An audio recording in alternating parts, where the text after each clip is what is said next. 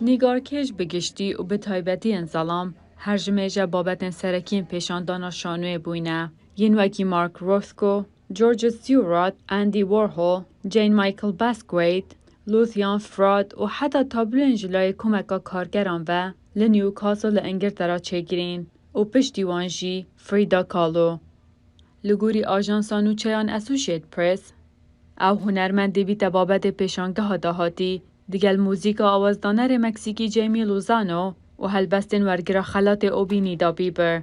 Malbata Kahlo piştevaniya vê pêşangehê diket ku li ber 2023 bihête kirin.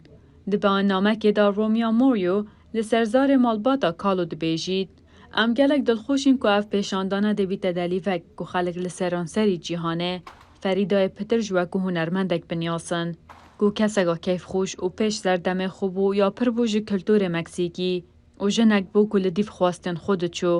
Ez hîvîdarim ev pêşangeya her jinekê ham bidet yên ku dixwazin şer bikin bû bicihînana xewnên xwe. Kahlo pitirî 105 tabloyan çêkirîne. Bahra pitiriya wan li ser rûydanên jiyana wê bûyne.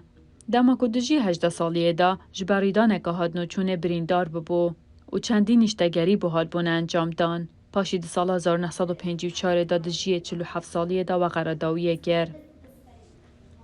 Hatîn mayî, dengê Amerîka, Washington.